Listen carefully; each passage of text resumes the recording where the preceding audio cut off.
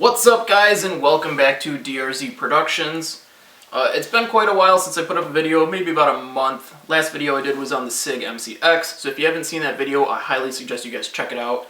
It's got very good reviews so far, very good video. If you need to learn anything about the SIG MCX, go check out that video. But new subject. Today's subject, as you guys can obviously see, I have a M249 sitting in front of me. This is my 249. I bought this off of a friend maybe 4 years back. This is actually an A&K 249. It's the cheaper of the 249s. It's not your GMP Mark 46 or any of the other expensive variants of the 249 that are out there. But for the cheaper variant that this 249 is, it is a complete workhorse. You can do so much to it, and I absolutely love this LMG. You guys probably haven't even seen this LMG because I haven't really done a video on it ever in the past. I actually got this 249 for about $120. It was a really good deal, but when I got it, it was missing a lot of things. Some of the things that it was missing when I bought it, it was missing a charging handle, didn't come with front iron sights, it had the paratrooper style stock on the back of it. It came with a bipod, but I took the bipod off to reduce weight. It didn't come with this carry handle, but regardless. What are we doing with the 249 today? What we're going to do is we're going to paint this. Part of this whole painting technique is washing the brush. They're relatively clean. I will shake it off. Just beat the devil out of it. It's well overdue for a complete external just repaint. Just needs to be brand new. It's starting to get scraped up in places. I'm getting kind of tired of this, all black look on it. And I kind of want it to blend in a little bit more. Summer's going to be coming up around the corner. Getting excited for springtime, so I definitely want to do something more field color with this. I'm thinking like tan with maybe some browns in there. Rough it up to make it just blend in a little bit better. So for this video today, we're going to go ahead and we're going to paint this 249. Just beat the devil out of it. So because the 249 is such a big, beefy, LMG of an airsoft gun, it's probably smart that before we paint it that we remove the internals, because there's a lot of space there that paint can just drip down and leak into. So I'm going to go ahead and remove the gearbox from this bad boy, and also the inner barrel and hop-up unit. What's nice about a 249 is because it's basically a shell for the gearbox to sit in, you can take the gearbox out very easily and just leave the gun as a shell intact, and that makes it a lot easier for us to paint this gun. So I'm going to go ahead and get started on that. BBs that were stuck in there. Okay, so this is it. This is a shell of a gun. We'll go ahead and put the barrel back in this. There we go. It's so much lighter without that gearbox. That's incredible. Alright, so we're going to go ahead and get our paints to paint this guy. Since we're doing a field color on this, it's pretty simple. I stick with the Rust-Oleum camo colors. You can get them at Walmart. They're pretty much like the three horsemen of any type of outdoor camo color. Right here, you got your khaki tan. That is an ultra flat camo color. You got your flat black, also an ultra flat. And then you got your dark brown. That's also one of my favorite ones. I use this on Mark 18s a lot to get the right rail color. Do a lot of dusting with the dark brown. So these three colors, very important. Because I'm doing this a field color, there's some things I want to keep not tan or not field color. Certain things on the 249, like the barrel, I actually want to take that off because I want to paint that separately. Why I'm painting that separately, 249 barrels, real 249s, you actually remove the barrel once the barrel gets worn out, and then you swap it with another barrel. That's why it's got this quick change, barrel thing on there. Barrel comes right out. And the real 249 does that because you swap barrels. So because of that reason, your barrels might not always be the same color as the gun. If it's in the field, you got to swap a barrel. Might not always be the same color as the rest of the gun. So to keep this paint impression field color accurate, I'm going to take the barrel off and I'm going to paint that later. Maybe just a little bit lighter of a field color, so it looks a little bit more heat worn out, like it's been like just realistic. So I'm going to put that to the side. Another thing I want to focus on is I don't have the paratrooper stock on this, but I want the paratrooper stock to be the same color as the body in case I decide to switch out stocks later on. So I'm also going to I'm going to get the paratrooper stock and we're going to paint that the same color as the rest of the body. Alright guys, so here we are. We're in the garage. We're going to start painting this 249. Since it is technically Anthony's 249, we're going to go ahead and have him do some couple coats of paint on it. and we'll see how this bad boy looks once we're done with it. Go ahead and start shaking that guy up. All right, everybody, so first thing we're gonna do is we're going to start off with the tan color.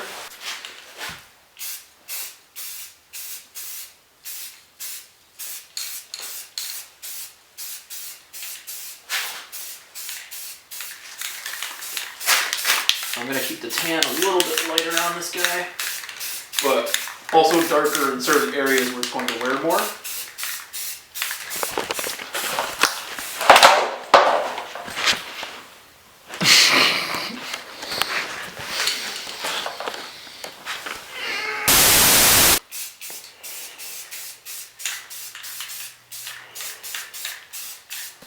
Okay, so that layer of tan looks pretty good. It's always good to use a flashlight actually and go in and look at your dark spots. It's good to just make sure everything's the right color you want it, because that way you don't have to go back and redo anything. We can go ahead from here on and start actually dusting that. So our next coat of paint is going to be Rust-Oleum Brown.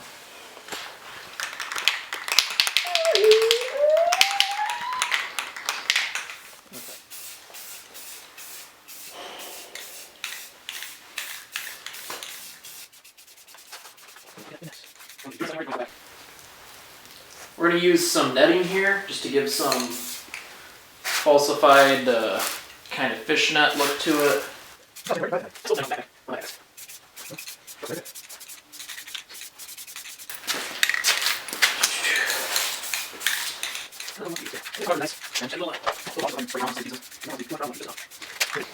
Alright, so we're going to go ahead and move on to the barrel assembly. Because we want this to be a little offset color, we're going to paint this the same color, just a little bit lighter and not too much. I'm using a glove because I still want my carry handle to be black, so just go ahead and use that tan on it. This we're probably going to put a little bit more brown on it, however, to give it more of a weathered, aged look.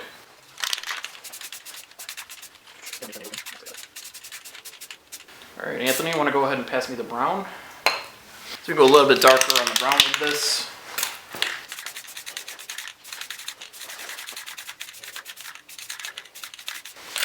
Later we'll weather that barrel so it looks even more correct. And then what I'm going to do, just to finish off this paint job, is put some black at the end of our barrel so it looks like there's some carbon buildup on the tip of our gun. That's pretty simple. Just use a Rust-Oleum black and go ahead and start painting that tip black.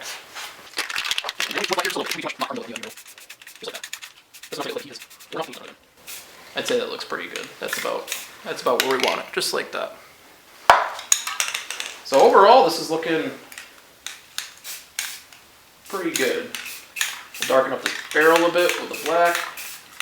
Ooh, makes it look more weathered. That kind of exact look that we're going for. I really like that. That's a beautiful color. Turned out really nice. All right, everybody. So now all we have to do is let it dry. Alright, everybody, so as you can see, that was pretty simple to do. We're just going to let that dry for maybe a couple hours or so, and then we're going to come back and actually do some weathering to it to make it look a little bit more realistic, a little bit more worn down. But other than that, I think the actual paint job turned out really nice, so I cannot wait to see this all back together and all finished. Yeah, it's looking beautiful. Looks pretty good. Alright, back to the basement.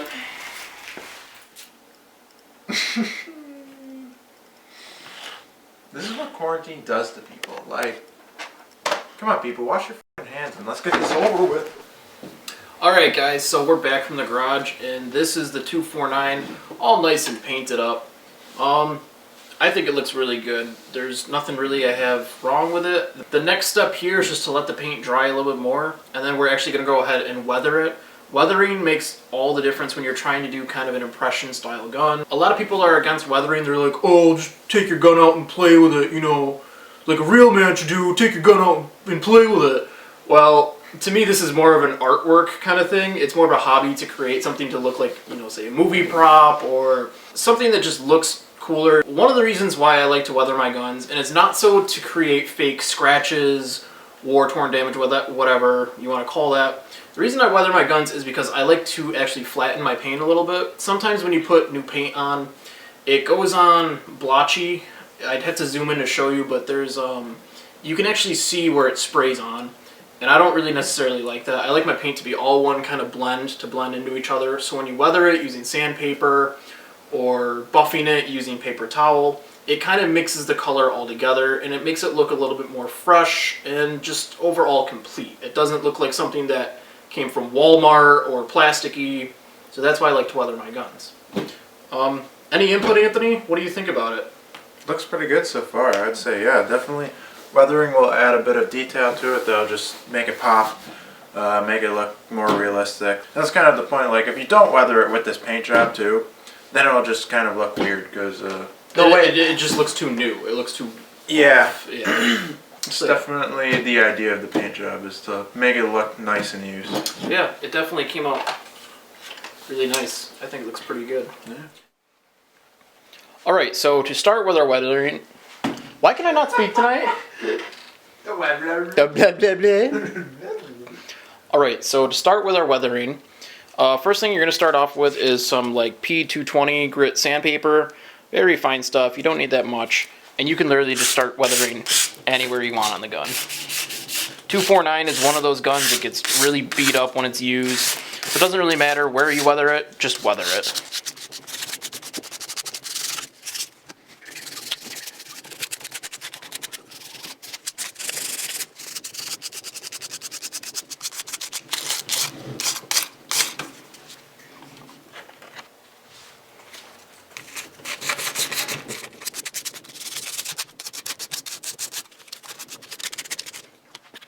So another process I want to talk about, it's called buffing. Buffing is pretty simple.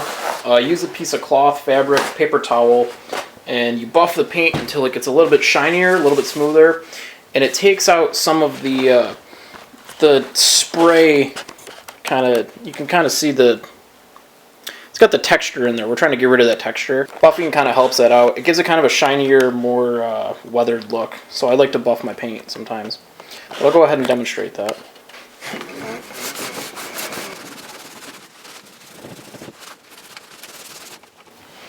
So as you can see, right about here, I buffed a little bit of the paint, and it's kind of hard to notice, but a good example of using buffing in a good condition is if you look at my MP7.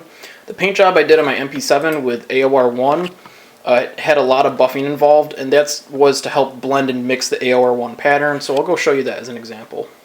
So here's my MP7 in comparison. As you can see, there's kind of a shine that comes off of it on the light.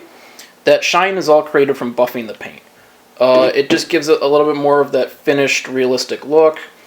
Keeps things a little bit less tacky. So I like to buff my paints a little bit, but not too much because it will rub the paint off. But over time, after use, even your hand oils getting in that paint will do that too. So, little trick, buff your paints. So here's a good example of buffering. This is the barrel. If you remember, we tried to paint a little bit less paint on this earlier, and that's so that when we go to buff it, it gives it that kind of dust look. So this is after me buffing it. You can kind of see that shine in the barrel. That's exactly what we want, but it's still got that dusty look, which is exactly what we're going for. Okay, we're live. Yes. Are you living on the inside? Ready?